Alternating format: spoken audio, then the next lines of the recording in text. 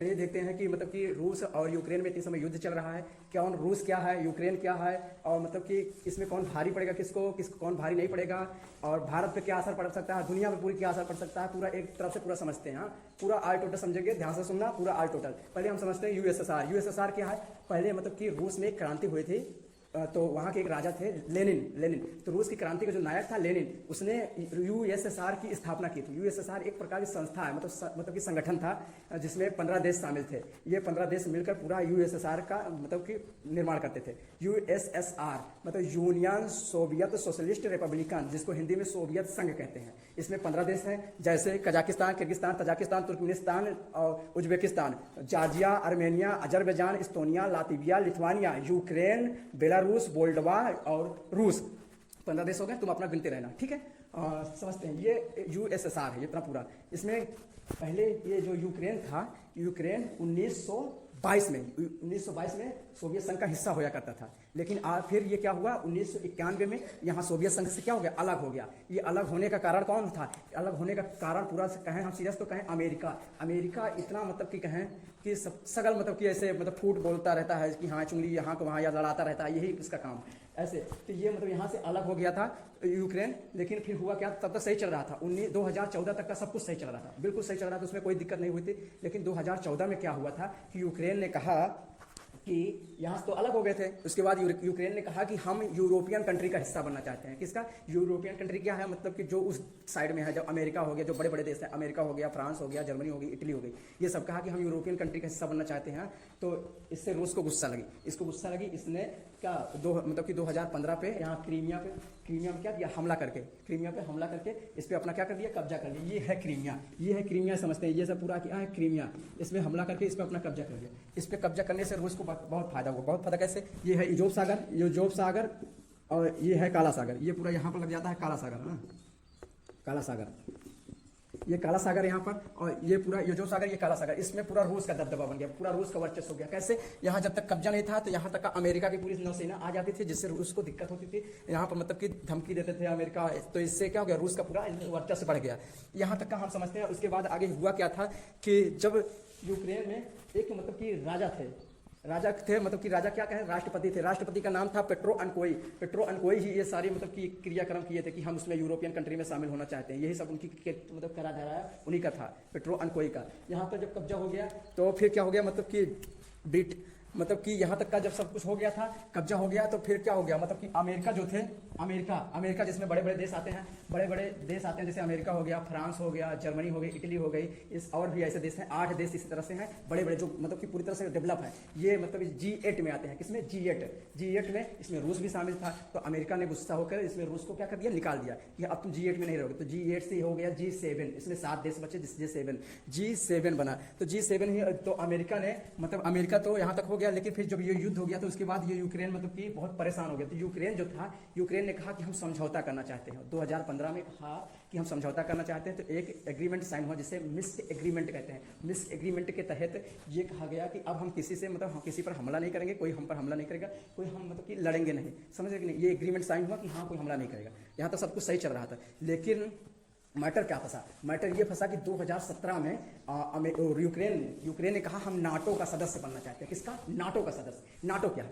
NATO एक प्रकार की क्या कहें कि संगठन है, जिसमें यूरोपियन कंट्री के 29 बहुत बड़े बड़े देश शामिल हैं। और 29 ये इसका मतलब कि इसका फाउंडेशन 1949 में हुआ था। 1949 में नाटो का मतलब स्थापना होती नाटो की। तो नाटो का फुल फॉर्म होता है नार्डिक क्या है इसका फुल फॉर्म? नाटो का फुल फॉर्म होता है North Atlantic Treaty Organisation. NATO क्या है पहले समझते हैं। नाटो एक चीज मतलब एक प्रकार से संस्था है। इसका एक मतलब कि आर्टिकल 5 ये कहता है कि ये देश जो इसमें जो 29 देश शामिल हैं, अगर ये देश आपस में लड़ते हैं तो इसमें कोई दिक्कत नहीं। लेकिन कोई अन्य दूसरा देश जो इसमें शामिल नहीं है अगर हमला करता है इस पर, मतलब 29 देश में से किसी देश पे हमला करता है, तो हम 29 देश पूरा मिलकर उस देश को क्या करेंगे, मार डालेंगे, मतलब पूरी तरह से उसको बर्बाद कर देंगे। ये नाटो का मतलब कि आर्टिकल 5 बताता है।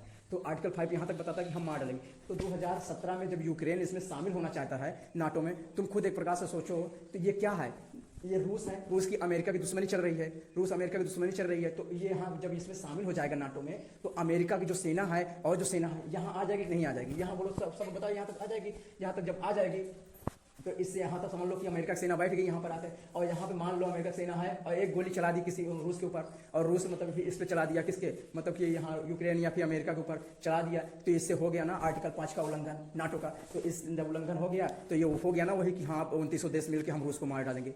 तो कुल मिला के ये रूस को मतलब कि बर्बाद करने की प्लानिंग है और कुछ नहीं। यही वजह है कि आज यूक्रेन भुगत रहा है इसका पूरा परिणाम। आप खुद देख रहे हैं आज यहाँ पर मतलब यहाँ के जो राष्ट्रपति हैं रूस के व्लादिमीर पुतिन हैं, और यहाँ के जो राष्ट्रपति हैं यूक्रेन के राष्ट्रपति जेलेंस्की हैं। रूस दुनिया का सबसे बड़ा देश कहलाता है, रूस दुनिया का सबसे बड़ा देश कहलाता है, जबकि सबसे छोटा देश की बात करें तो वो है वेटिकन सिटी। कौन सा? Vatican city. ये कहाँ है? ये इटली के अंदर ही है। इटली भी एक देश है, उसी के अंदर एक शहर है वेटिकन सिटी, उस सबसे छोटा देश है। ठीक है, यहाँ तक का तो सब ठीक था। नाटो में शामिल होना चाहता था, इसी वजह से आज इसकी क्या चल रही है, धुलाई चल रही है। इसलिए हमेशा अपने उतना ही पैर फैलाना चाहिए जितनी अपनी औकात हो। ठीक है, यहाँ तक तो सब कुछ ठीक चल रहा था। फिर मतलब कि यहाँ पर हुआ मतलब यहाँ पर एक शहर है, यह मतलब एक लुहान, और यहाँ पर एक है लुहान और एक बोनेस्क, लुहान बोनेस्क यहाँ पर शहर है।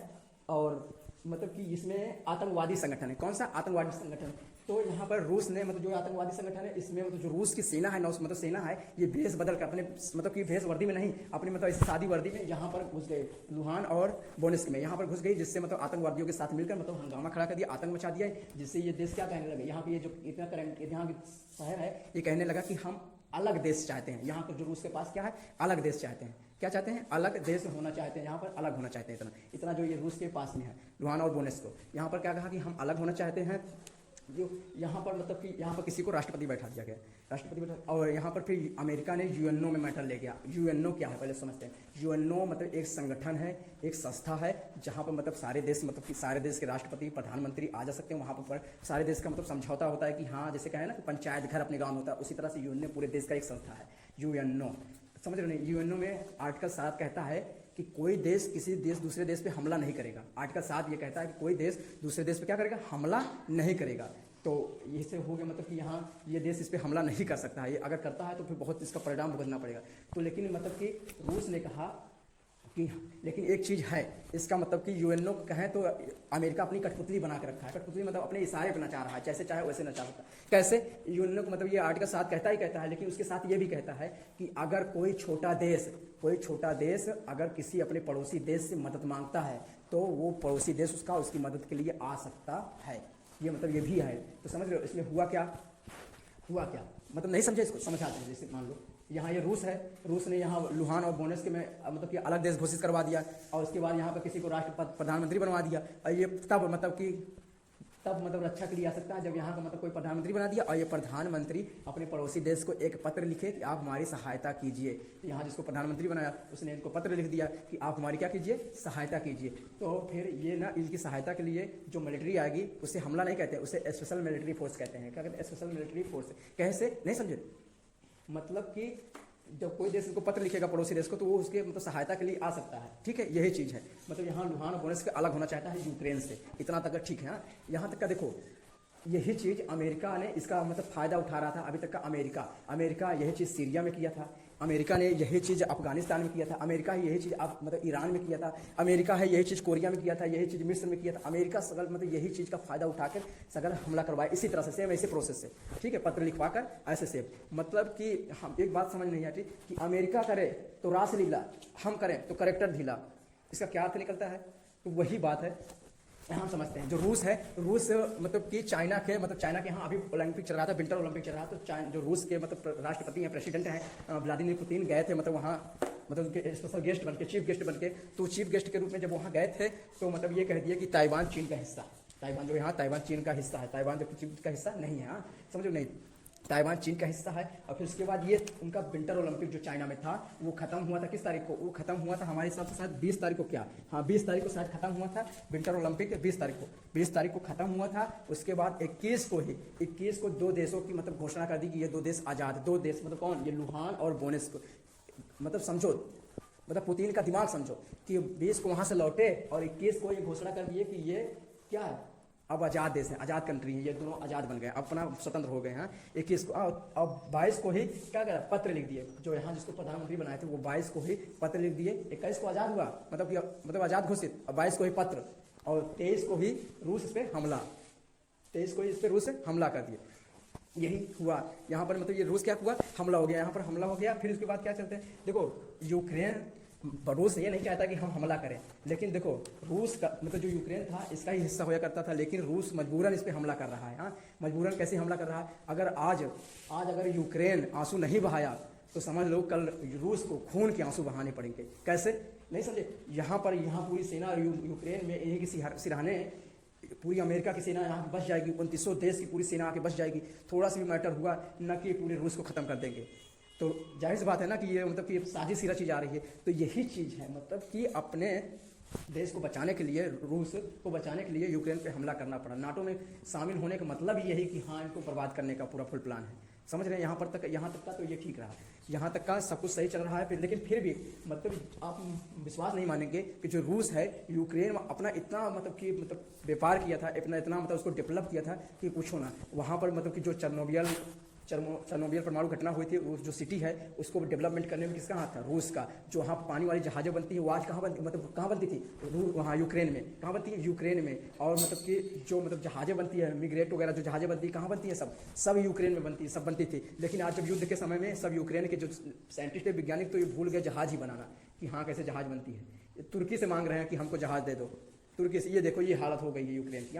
वहाँ पर बहुत डेवलपमेंट किया था। जो पानी वाले जो जहाज थे, प्रोपेट जो शहर था, प्रोपेट से शहर था, एक चेरनोबिल घटना हुआ था वहीं पर। टैंक वगैरह जो तोप वगैरह बनते थे सब कहाँ बनते थे, यूक्रेन में ही बनते थे। जब अलग हो गया तो मतलब कि यहाँ से रुक गया। जब ये अलग हुआ था तो यहाँ पर मतलब एक समझौता हुआ था, मतलब कि SPT कौन समझौता था, शायद वहाँ पे समझौता के तहत इसके यहाँ जितना यूक्रेन में जितना परमाणु बम थे, लगभग 2 से 6 के आसपास परमाणु बम थे, ये सब कहाँ मतलब कि यूक्रेन ने रूस को लौटा दिया। अगर सोचो, एक बार दिमाग लगाओ कि जो यूक्रेन के पास परमाणु बम था 206 लगभग, ये परमाणु बम अगर रूस को ना लौटाया होता तब आज मैटर कुछ और होता। अगर इसके पास इतना परमाणु बम होता तो सोचो क्या हाल होता। समझ रहे हो कि नहीं। यहाँ तक का सब कुछ ठीक चल रहा था। देखो एक फिर मतलब कि जब ये सब हुआ तो यहाँ पर रूस का सबसे मतलब पैसा वाला, मतलब पैसा कहाँ से आता है, रूस का सबसे ज़्यादा पैसा आता है। उसके यहाँ सबसे ज़्यादा गैस पाई जाती है। क्या गैस मतलब समझते, जैसे LPG हो गया और भी तरह तरह की जो गैसें होती हैं, सब कहाँ बहुत ज़्यादा रूस में पाई जाती है। तो ये अपने यहाँ से अब भाई सिलेंडर में थोड़ी जाएगा, थोड़ी जाता है तो पाइपलाइन से जाता है। कैसे पाइपलाइन? तो मान चलो ये रूस से अगर यूरोपियन कंट्री में भेजना हो, दूसरे देश में भेजना हो इसको, तो यहाँ से पाइप के थ्रू इसमें यहाँ भेज जाए, इसे पाइप के थ्रू, यहाँ पर बहुत पाइप के थ्रू, इसे यहाँ से पाइप के थ्रू पूरा कहाँ दूसरे देश में भेजता था। लेकिन अमेरिका के कहने पर यूक्रेन ने कहा कि रूस से कि भैया हम यहाँ से तुमको पाइप ले जाने नहीं देंगे, अपने देश से तुमको पाइप ले जाने नहीं देंगे। तो फिर भी मतलब कहा ऐसा कि क्या बात है, कहा कि हमें कुछ फाइन दो। हमें फाइन क्या मतलब क्या है कि हमें किराया दो, एक प्रकार से कहा किराया है, समझो। तो कहा किराया दो, किराया के लिए इसने कहा कि हमको किराया दो। तो यूक्रेन ने किराया में $33 बिलियन पैसा मांगा। $33 बिलियन पैसा मांगा कि हमको $33 बिलियन पैसा दो, उसके बाद हम ले जाने देंगे। हाँ, मतलब फिर भी रूस ने क्या किया, दे दिया कि ले जाओ तुम $33 बिलियन ले लो, लेकिन ले जाने दो। हाँ, दे पैसा भी दिया, लेकिन फिर भी ये नाटक खड़ा कर दिया यूक्रेन ने। समझ रहे नहीं कि हाँ पैसा भी लिया और कहते नहीं वही वाली हाल की, मतलब कि मतलब चोरी भी करो और सीनाजोरी भी करो। अब मतलब पैसा भी ले लियो और फिर भी कह रहे हो कि ऐसा नहीं वैसा। तो वही हुआ। लेकिन एक यही बीच क्या हुआ, जो हमारे इमरान खान है, मतलब इमरान खान बोले तो चाचा पाकिस्तान के जो मतलब इस समय प्रधानमंत्री हैं, यही बीच हो गया। मतलब कहाँ चले गए, कहाँ रूस में चले गए पैसा से उधार मांगने। इतनी समय रूस में ऐसे ही चल रहा था, मतलब युद्ध चल रहा है, यही भी दौरान चले गए वहाँ पैसा उधार मांगने। भैया हमको कुछ पैसा दे दो। 10,000 कितना मांगे थे कि 10,000 करोड़ पैसा दे दो। 10,000 करोड़, हाँ 10,000 करोड़ पैसा दे दो, हमको पाइपलाइन बिछाना है। क्या बिछाना है? पाइपलाइन बिछाना है। पाइपलाइन मतलब जैसे गैसें वैसे जाती हैं, वो पैसा मांगने गए यहाँ। तो मतलब कि वहाँ का एक नियम है कि भैया जो पुतिन से, मतलब जो वहाँ प्रेसिडेंट है रूस के, उससे जो कोई मिलेगा उससे उसका एक RT-PCR टेस्ट कराना पड़ेगा। कोरोना का एक टेस्ट होता है जिसे RT-PCR टेस्ट कहते हैं, सबसे महंगा टेस्ट RT-PCR, उससे कहते हैं RT-PCR का टेस्ट कराना पड़ेगा। और ये वहाँ मतलब कि RT-PCR टेस्ट भी कराए और पुतिन से गए, मिले भी। पुतिन से कहे जैसे कि हमको क्या कर दो, हमको 10,000 मतलब कि 10,000 करोड़ पैसा उधार दे दो। उधार मांगे थे। जैसे ये इससे पैसा मांगे वैसे ही रूस ने यूक्रेन पे हमला कर दिया। मतलब यहाँ युद्ध चल ही रहा था, वैसे हमला कर दिया। अब तुम खुद सोचो यार, उसका मतलब कोई व्यक्ति अपने आप में खुद जूझता रहे और तुम उससे चले जाओ, कहो भैया हमको उधार पैसा दे दो। क्या बेवकूफ़ी है। बेवकूफ़ी तो है ना कि हाँ तुमसे पैसा मांगने का। ये मतलब कि अमेरिका मतलब जो ये है पाकिस्तान के इमरान खान, ये क्यों गए वहाँ पर पैसा मांगने, यही समझ जानते हो, इसलिए कि अमेरिका को जलाने के लिए, कि हाँ अमेरिका के जब तक मतलब कि जो प्रेसिडेंट बने हैं नए, मतलब जब से शपथ लिए हैं अभी क्या किए, उनको फ़ोन नहीं किए हैं, किसको, इमरान खान को। तो इमरान खान इनको जलाने के लिए मतलब कि ये एक प्रकार से क्या ननंद बहू वाला ननंद भौजाई वाला खेल चल रहा है, जिसमें मतलब कि इनको जलाने के लिए हम जा रहे हैं। ये जलाने के लिए यहाँ गए इनको, कि हम मतलब यहाँ गए उनको जलाने के लिए अमेरिका को, और अमेरिका ने क्या किया, अमेरिका ने इनके ऊपर क्या किया, पेनाल्टी ठोक दिया। पेनाल्टी में कितना ठोक दिया जानते हो, पेनाल्टी में इनके यहाँ इनको ठोक दिया $4 अरब। कितना, $4 अरब मतलब कि पेनाल्टी ठोक दिया, फाइन ठोक दिया अमेरिका ने, किसके ऊपर, पाकिस्तान के ऊपर। पाकिस्तान अब अपने में मतलब गए थे वहाँ मदद मांगने, बाकी और लुटा के चले आए। $4 अरब को मतलब समझते हो बहुत पैसा, $4 अरब लुटा के वहीं से चले आए। कुछ मिलाया नहीं, फालतू के सेते मेते में चले गए। समझ रहे हो कि नहीं, यहाँ तक का समझ गए। और आगे चलते हैं। देखो अमेरिका मतलब जो अब देखो अब जो पाकिस्तान है, अभी पाकिस्तान क्या कहें, उसकी पूरी एकदम अर्थव्यवस्था चौपट हो गई। चौपट मतलब अर्थव्यवस्था मतलब पैसा वगैरह उसके यहाँ बहुत कम पड़ गया। तुम्हें पता है रियलिटी, उसके यहाँ इतने समय जो अपने यहाँ गैस सिलेंडर 1000 में मिल जाता है, वही उसके यहाँ 12000 में मिलता है गैस सिलेंडर। अपने यहाँ जो 1000 में सिलेंडर मिलता है, वही उसके यहाँ 12000 में मिलता है। अन्न की मतलब खाने पीने की इतनी भुखमरी, बगल में एक देश है अफगानिस्तान, वहाँ खाने पीने की एकदम बिल्कुल से भुखमरी मची है, पूरी तरह से एकदम दस्त वस्त हो गया है। यही चीज़ हुआ मतलब कि यहाँ पर अभी सोचो, ये ग्रे लिस्ट में चल रहे हैं। ग्रे लिस्ट मतलब होता है FAT, ये ग्रे मतलब ये होता है कि अभी ग्रे लिस्ट में चल रहे हैं पाकिस्तान, इसके बाद चले जाएंगे ब्लैक लिस्ट में। जब ये जैसे ब्लैक लिस्ट में जाएंगे, वैसे इनको सारे देश पैसा देने से मना कर देंगे, इनकार कर देंगे, अब तुमको हम पैसा उधार भी नहीं देंगे, किसी भी तरीके से तुमको हम पैसा उधार वगैरह कुछ भी नहीं देंगे। जब इनको मतलब कि FAT से मतलब ये ग्रे लिस्ट से जब ब्लैक लिस्ट में जाएंगे ना, तो इनके यहाँ जो सिलेंडर अभी 1200 रुपया में है, जो 12,000 में है, यही चल जाएगा 20,000 में। एक सिलेंडर कितने मिल जाएगा इनको, 20,000 में मिलेगा। इनके यहाँ हर चीज़ बहुत महंगा हो जाएगा। समझ लो कि जो अपने यहाँ 1000 मिलता है, अगर ये ग्रे लिस्ट से ब्लैक लिस्ट में चले जाएंगे तो इनका वही सिलेंडर पड़ेगा 20,000 में एक सिलेंडर। इतना मतलब कि इनकी अर्थव्यवस्था पूरी तरह से चौपट हो गई है।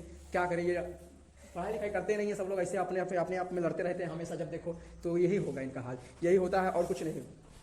तो UNO देखो, UNO में अमेरिका जो था, अमेरिका ने कहा सारे देश से कि हमारा सपोर्ट करो, सारे देश से कहा, भारत से भी कहा कि भारत ने हमारा क्या करो, सपोर्ट करो। UNO में कहा कि हमारा सपोर्ट करो। तो वहाँ पे मतलब कि एक वोटिंग कराई गई। वोटिंग मतलब समझ कि हाँ कौन हमारी तरफ है, कौन की तरफ, कौन हमारी तरफ, कौन की तरफ, वोटिंग कराई गई। तो उसमें हुआ क्या जानते हो, जब वोटिंग कराया अमेरिका ने, भारत ने वोटे नहीं डाला। भारत ने वोटे ही नहीं डाला कि हम कौन की तरफ नहीं है, कि ना अमेरिका की तरफ ना रूस की तरफ, कौन की तरफ नहीं है। तो भारत ने जब वोट नहीं डाला था, तो इसे मतलब कि भारत ने नहीं वोट डाला, यही साथ चीन था, वही चीनों भी नहीं वोट डाला था, चीन भी नहीं डाला वोट, भारत का चीन भी वोट नहीं डाला। फिर उसके बाद कहा UAE के नंबर आया, UAE ने भी वोट नहीं डाला। UAE ने भी कह दिया कि हम भी वोट नहीं डालेंगे। UAE भी वोट नहीं डाला। उसके बाद UAE ने क्यों वोट नहीं डाला, हाँ समझते हो। UAE देखो हम समझा देते हैं कि UAE देश है एक प्रकार से। UAE वोट नहीं डाला क्यों, क्योंकि अगर UAE अगर अमेरिका के फेवर में चला जाता है, अमेरिका के फेवर में अगर UAE चला जाता है, तो वहीं पर मतलब कि रूस, यहीं पर ईरान एक देश है। अगर मिडिल ईस्ट में कोई चूँ चाँ करता है, तो रूस सबसे पहले ईरान को आदेश देता है कि इनका भी खेल तमाम कर दो। तो मतलब कि यहीं से मतलब कि हथियार देकर UAE का फिर काम तमाम कर देता है। इजराइल से अमेरिका ने इजराइल से कहा कि अरे तुम कुछ बोलो ना, तुम मतलब कि सहायता करो ना इसकी, यूक्रेन की। तो इजराइल ने हाथ खड़ा कर दिया, भैया हमारे बस कुछ नहीं, हम नहीं करेंगे सहायता। ये इसने भी क्या कर दिया, कहा तुम कहे नहीं कर रहे हो, कहे कि ये जो है रूस है, यहीं पर लेबनान में एक हिजबुल्ला नामक आतंकवादी संगठन है, हिजबुल्ला नामक का। तो वो मतलब कि अगर ये इसके फेवर में गया, तो रूस उसको हिजबुल्ला को हथियार वगैरह दे के ना भेज देगा, जाओ खत्म करके आओ मतलब कि इजराइल को। तो इसीलिए सबको देश अपना प्यारा होता है भैया, इसीलिए इजराइल ने भी क्या किया, उसका साथ देने से इनकार कर दिया कि हम भी साथ नहीं दे पाएंगे। यहाँ तक का मतलब ठीक था, मतलब कि भारत ने भी साथ नहीं दिया। भारत ने साथ क्यों नहीं दिया भाई, देखो तुमको हम एक सच्चाई बता देते हैं कि अगर भारत अमेरिका की तरफ चला गया, तो रूस मेरा क्या है, परम मित्र है। परम मित्र को छोड़कर अगर अमेरिका की तरफ चला जाएंगे तो रूस मेरा छूट जाएगा, और रूस की तरफ चले जाएंगे तो अमेरिका छूट जाएगा। तो हमको बैलेंस बना के चलना, क्योंकि हमारे लिए दोनों जरूरी है। कैसे जरूरी है, अगर हमें किसी और देश से सिवाय चाइना को छोड़ किसी और देश से कभी कोई युद्ध होता है, कुछ सहायता के लिए जरूरत पड़ेगी, तो रूस दौड़े चला आएगा नंगे पैर हमारी सहायता के लिए, क्योंकि रूस क्या है, परम मित्र है। लेकिन बात आ गई अगर चाइना से जब अपने यहाँ कभी युद्ध होगा, तो वहाँ पर रूस हाथ खड़ा कर देगा कि भैया हम कुछ नहीं सहायता कर सकते। क्यों, क्योंकि रूस भी चाइना का मित्र है। तो ये बात है, तो ये बैलेंस बनाओ, तो उतनी समय अमेरिका साथ देगा अपना। तो हमको बैलेंस बना के चलना है कि किसी मतलब एक पार्टिकुलर का साथ नहीं, सबका साथ लेके चलना है, ठीक है। यूक्रेन को भी समझना चाहिए, वहाँ के बच्चे और बूढ़े व्यक्ति सब, बाल टोटल जितने बच्चे हैं सब लोग मतलब जवान है, वो सब लड़ने जा रहे हैं, युद्ध लड़ने जा रहे हैं। कैसे? क्योंकि अपने देश को बचाने के लिए। देश सर्वोपरि होता है, देश है तो हम लोग हैं। हम लोग को भी इससे सीख लेनी चाहिए कि जब कभी अपने यहाँ भी युद्ध होता है, जैसे किसी देश, तो सब कुछ भुलाकर हिंदू क्या है, मुस्लिम क्या है, सिख क्या है, ईसाई क्या है, सब कुछ भुलाकर आल टोटल हमें समझना चाहिए कि हाँ, अपने सब लोग एक होकर लड़ना चाहिए। समझ रहे नहीं? एक होकर रहना भी चाहिए। ये हमारे यूक्रेन को भी समझना चाहिए कि अपने यहाँ भी युद्ध हुआ था, भारत में भी युद्ध हुआ था, ताज होटल पर हम बम फोड़ दिया था पाकिस्तान ने, और संसद पे हुआ था, कारगिल का भी युद्ध हुआ था, लेकिन कभी नहीं, हाँ, कभी इतना मतलब कि लोड नहीं लिए। लोड क्या, अगर हम चाहते थे हम भी तो पलट के वार दे सकते थे, क्यों? लेकिन नहीं, ये हमारी संस्कृति है, वसुधैव कुटुंबकम की है कि हाँ, किसी को पलट के वार देना मतलब नहीं आता है, पलट का जवाब देना कि अब क्यों। अब देख लो वहीं का नतीजा देख लो, आज पाकिस्तान खुद अपने आप में डूबा जा रहा है, अर्थव्यवस्था उसकी चौपट हो गई पूरी तरह से। तो इससे समझना चाहिए। बाकी आगे देखते हैं। देखो पुतिन का स्टेटमेंट है, पुतिन का मतलब ये कह रहे हैं कि हमको लिखित दे यूक्रेन कि हम नाटो के सदस्य नहीं बनेंगे तो हम युद्ध को रोक देंगे, विराम कर देंगे। और भी इसकी एक शर्त और है, इसने कहा तो जो यूरोपियन कंट्री में मतलब जहाँ यहाँ पर जो इसकी मतलब कि एस्टोनिया, लातविया, लिथुआनिया, जहाँ पर इसकी मतलब कि सैनिक सेना आके बैठी है, इसकी अमेरिका वगैरह के नाटो के जो सैनिक आगे बैठे हैं, वो सब वापस जाएं, अपने यूरोपियन कंट्री से वापस जाएं तो हम रोक देंगे। दूसरा इसका स्टेटमेंट ये है। तीसरा स्टेटमेंट ये है कि जो परमाणु बम रखे हैं कहाँ पर, मतलब जो इसमें एस्टोनिया में इधर सब परमाणु बम रखे हैं, अमेरिका परमाणु बम रखा है ना यहाँ पे यूरोपियन कंट्री, तो इसको कह रहा है कि इसको वापस ले जाएं तो इससे हम क्या करेंगे, युद्ध रोक देंगे। इसका तीन स्टेटमेंट है कि सरेंडर कर दे भाई।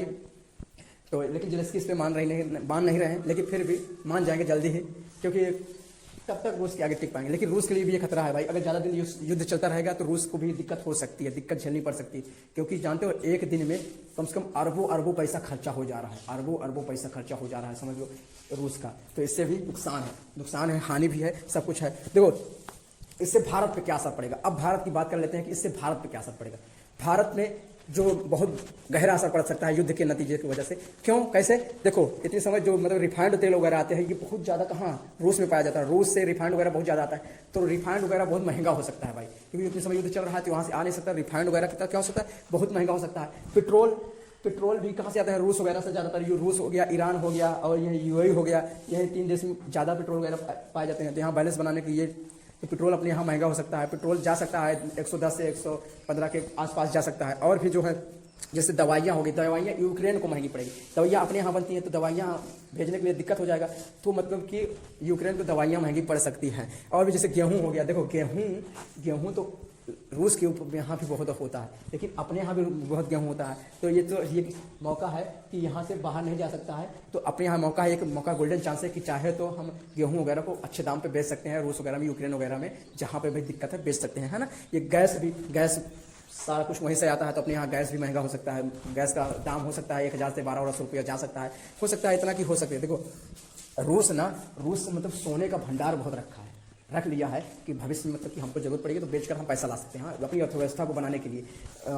तो सोने का बहुत भंडार रखा है। इससे अमेरिका ने ना उस पर रूस पे स्विफ्ट कोड लगा दिया है। कौन सा कोड? स्विफ्ट कोड क्या है? IFSC कोड क्या है, इसको समझते हैं। देखो जो मतलब IFSC कोड है, जैसे अपने देश में ही, एक देश में ही कहीं एक राज्य से दूसरे राज्य में अगर पैसा भेजना हो तो वहाँ पर IFSC कोड लगता है। कौन सा? IFSC code. लेकिन अपने एक देश से दूसरे देश में भेजना हो तो उसे स्विफ्ट कोड कहते हैं। क्या? स्विफ्ट कोड कहते हैं। तो अमेरिका ने रूस पे स्विफ्ट कोड लगा दिया, तो रूस कहीं पर मतलब अब दूसरे देश में अपना कुछ पैसा वगैरह नहीं भेज सकता है, ये इसके ऊपर प्रतिबंध लग गया है। देखो अमेरिका की दोस्ती जो है, मतलब दुश्मनी जो है, बहुत खतरनाक है। कोई उससे दुश्मनी करता है तो खतरनाक ही है, लेकिन दोस्ती उससे भी ज़्यादा खतरनाक है। इससे दोस्ती करोगे ना तो वो भी और खतरनाक है। अमेरिका किसी का नहीं होता, किसी का नहीं है। वो सबको मतलब कि कहते नहीं कि वो, अब क्या ही बोले अमेरिका के लिए, वो किसी का नहीं है, किसी का नहीं। लेकिन भारत को इसमें नहीं भूलना चाहिए कि रूस अपना परम मित्र है। जब 1972 में पाकिस्तान से जब लड़ाई हुई थी, अपने यहाँ भारत से और पाकिस्तान के बीच में जब लड़ाई हुई थी, तो वहाँ पर जो हम मतलब पाकिस्तान के 93,000 सैनिक सरेंडर किए थे कि हम हाथ उठाते हैं, मारो नहीं, हाथ उठाते हैं, मतलब 93,000 सैनिक। उतनी समय अमेरिका अपना 7वां बेड़ा भेजा था भारत के ऊपर परमाणु बम मारने के लिए। भारत के ऊपर परमाणु बम मारने के लिए अमेरिका ने अपना 7वां बेड़ा भेजा था।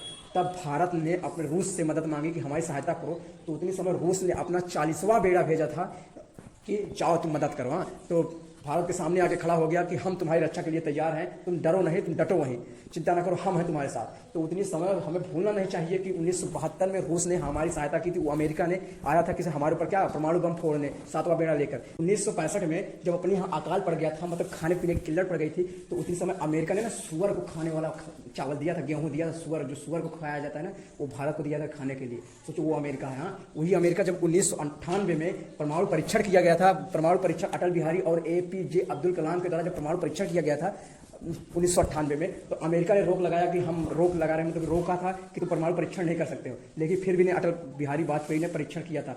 1999 जब कारगिल का युद्ध हुआ था, 1999 जब कारगिल का युद्ध हुआ था, तो उतने समय अमेरिका ने कहा था ना कि हम तुमको बम से, परमाणु बम से उड़ा देंगे। 1999 जब अपने यहाँ कारगिल का युद्ध हुआ था, जब अपने यहाँ 529 कुछ जवान शहीद हुए थे, तो अमेरिका ने कहा तुमको हम परमाणु बम से उड़ा देंगे।